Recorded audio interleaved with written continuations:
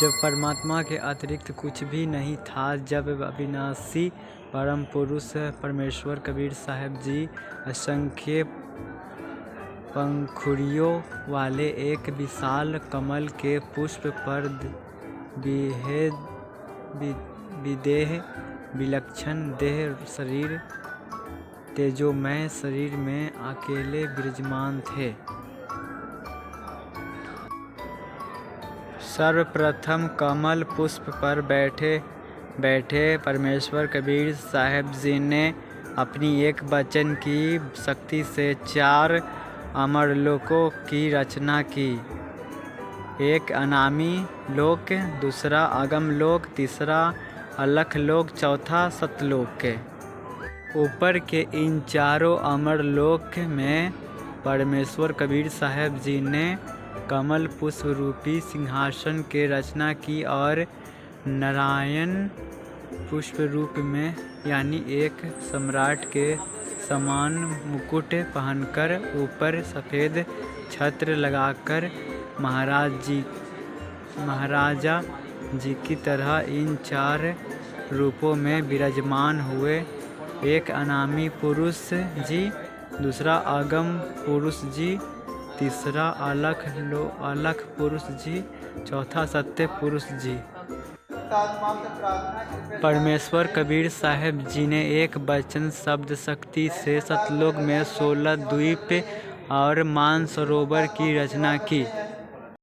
परमेश्वर कबीर साहब जी ने 16 वचनों शब्दों से 16 पुत्रों की उत्पत्ति की, जिनके नाम है पहला कूर्म, दूसरा ज्ञानी, तीसरे विवेक, चौथा तेज, 5 सहज, 6 संतोष, 7 सुरति, 8 आनंद, 9 क्षमा, 10 निष्काम, 11 जलरंगी, 12 अचिंत्य, 13 प्रेम, 14 दयाल, 15 धैर्य, 16 योग संतान अर्थात योगजित है।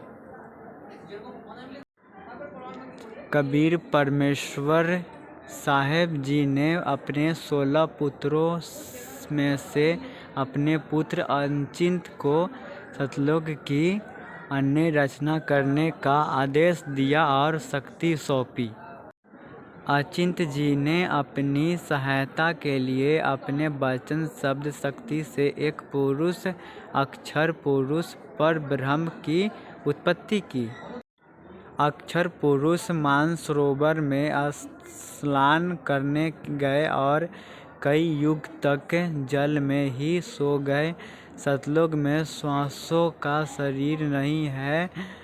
अचिंत जी की प्रार्थना पर अक्षर पुरुष को जगाने के लिए परमेश्वर कबीर साहब जी ने मानसरोवर के अमृत जल से एक अंडा बनाया, उसमें एक आत्मा प्रवेश की और अंडे को मानसरोवर के जल में छोड़ दिया। जल में अंडे की घड़घड़ाहट से अक्षर पुरुष की निंदा भंग हुई। उसके कोप क्रोध से अंडा फूटा और उससे ज्योति निरंजन क्षर पुरुष की उत्पत्ति हुई, जो आगे चलकर काल कहलाया। फिर परमपिता परमेश्वर कबीर देव जी ने सारी सृष्टि की रचना स्वयं की। सर्व आत्माओं को अपनी वचन शक्ति से अपने ही सदृश पुरुष रूप में उत्पन्न किया। प्रत्येक हंस आत्मा का पूरी नूरी शरीर का तेज प्रकाश 16 सूर्य जैसा मानव सदृश ही है, परंतु परमेश्वर के तेज पुंज शरीर का करोड़ों सूर्य से भी अधिक एक रोम कूप का प्रकाश है। परमेश्वर कबीर साहब जी के आदेश से अचिंत जी, अक्षर पुरुष और ज्योति निरंजन तीनों एक ही द्वीप में रहने लगे। कुछ समय के बाद ज्योति निरंजन काल ने अलग स्थान पाने के लिए एक पैर पर खड़ा होकर 70 युग तक तप किया। परमेश्वर कबीर साहब जी ने ज्योति निरंजन की इच्छा अनुसार 70 युग तप करने के फलस्वरूप उसे 21 ब्रह्मांड दे दिए।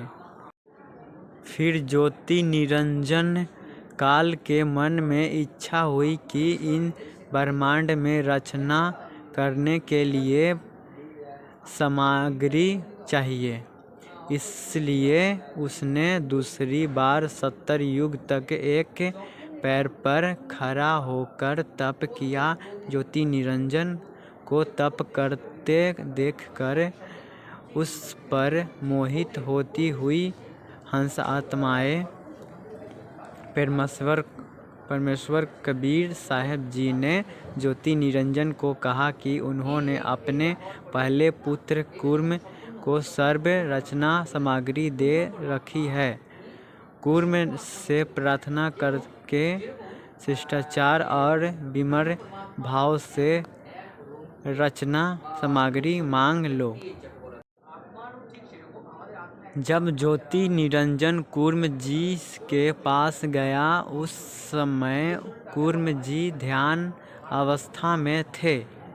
ज्योति निरंजन ने बिना किसी शिष्टाचार और प्रार्थना किए ही जबरदस्ती कूर्म जी का मुकुट उतारा, जिसके बाद उस मुकुट से 5 तत्व, 3 गुण रजोगुण, सतोगुण और तमोगुण निकले। 21 ब्रह्मांड में रचना करने के बाद ज्योति निरंजन ने सोचा कि यहाँ कुछ परमात्माएं भी होनी चाहिए, अकेले का मन नहीं लगेगा। इसलिए ज्योति निरंजन काल ने तीसरी बार 64 युग तक एक पैर पर खड़ा होकर तप किया। ज्योति निरंजन को तप करते देखकर उस पर मोहित होती हुई हंसात्माएं 64 युग तप के पश्चात ज्योति निरंजन काल ने परमेश्वर कबीर साहब जी से आत्माएं मांगी। परमेश्वर कबीर साहब जी ने कहा कि सभी प्रिय हंस आत्माएं मेरा अंश है। मैं उन्हें किसी भी जप तप साधन के प्रतिफल में नहीं दे सकता। अगर कोई हंस आत्मा अपनी इच्छा से तुम्हारे साथ जाना चाहे तो वह जा सकता है। परमेश्वर कबीर साहब जी ने सर्वहंस आत्मा से ज्योति निरंजन के साथ जाने के लिए उनकी इच्छा पूछी। तब काफ़ी देर बाद सर्वप्रथम एक आत्मा ने हाथ उठाकर ज्योति निरंजन के साथ जाने की स्वीकृति दी और फिर देखते ही देखते वहाँ उपस्थित हंस असंख्य आत्माओं ने भी हाथ उठाकर स्वीकृति दे दी कि हम भी ज्योति निरंजन के साथ जाना चाहते हैं। वे सभी आत्मा पहले ही ज्योति निरंजन को तप करता देखकर उस पर आसक्त हो चुके थे। परम पिता परमेश्वर कबीर साहब जी ने सबसे पहले हाथ उठाने वाले हंस आत्मा को एक स्त्री रूप दिया। आगे चलकर वह माता देवी दुर्गा भी कहलाई। ज्योति निरंजन के साथ जाने की स्वीकृति देने वाली सभी आत्माओं को अपनी वचन शक्ति से उस आत्मा के अंदर सूक्ष्म रूप से डाल दिया और आशीर्वाद दिया कि आप अपने वचन शक्ति से आत्माओं को उत्पन्न कर सकती है।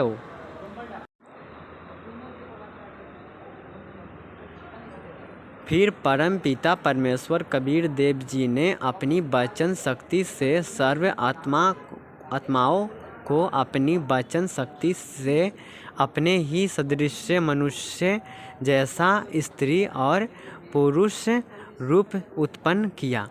प्रत्येक हंस आत्मा के शरीर का तेज प्रकाश 16 सूर्य जैसा मानव सदृश ही है, परंतु परमेश्वर के तेज पुंज शरीर का करोड़ों सूर्य से भी अधिक एक रोम कूप का प्रकाश है। देवी दुर्गा जी का सुंदर युवा शरीर देखकर ज्योति निरंजन काल ने प्राकृतिक देवी दुर्गा जी के साथ अभद्र गतिविधियां करनी चाहिए।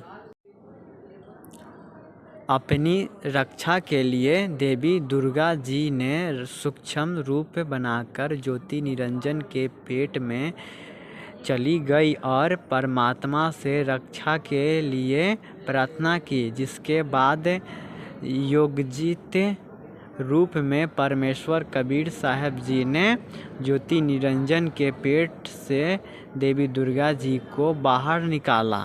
परमेश्वर कबीर साहब जी ने अपने पुत्र योगजित जी के रूप में ज्योति निरंजन की इस अभद्र हरकत के कारण ज्योति निरंजन और देवी दुर्गा को 21 ब्रह्मांड सहित सतलोक से निष्कासित कर दिया और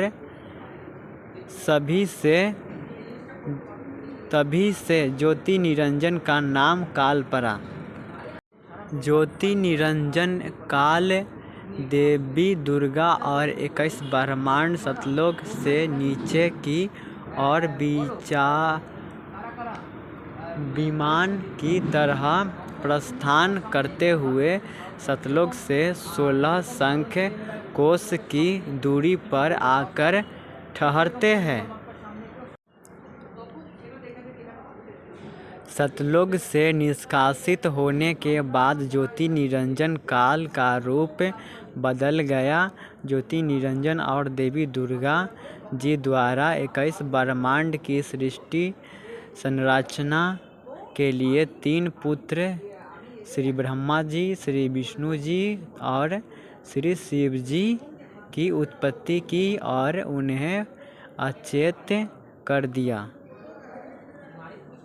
ज्योति निरंजन काल ने देवी दुर्गा जी से अपने अव्यक्त रहने की प्रतिज्ञा की और कहा कि आज के बाद मैं किसी को अपने वास्तविक रूप में दर्शन नहीं दूंगा और जब तुम सृष्टि रचना करो।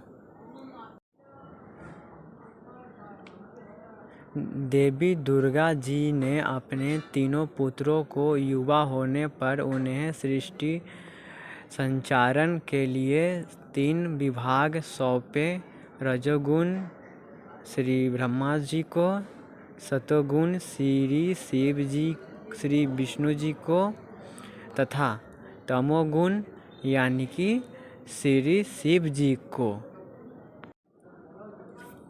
फिर देवी दुर्गा जी ने 3 देवियों श्री सावित्री जी, श्री लक्ष्मी जी और श्री पार्वती जी की उत्पत्ति की। देवी दुर्गा जी ने श्री ब्रह्मा जी को, श्री सावित्री जी और श्री विष्णु जी को, श्री लक्ष्मी जी तथा श्री शिव जी को श्री पार्वती जी पत्नी रूप में प्रदान की, अर्थात अपने तीनों पुत्रों का साधारण रीति से वचन द्वारा विवाह कर दिया और इस प्रकार काल के 21 ब्रह्मांडों की सृष्टि का प्रारंभ हुआ।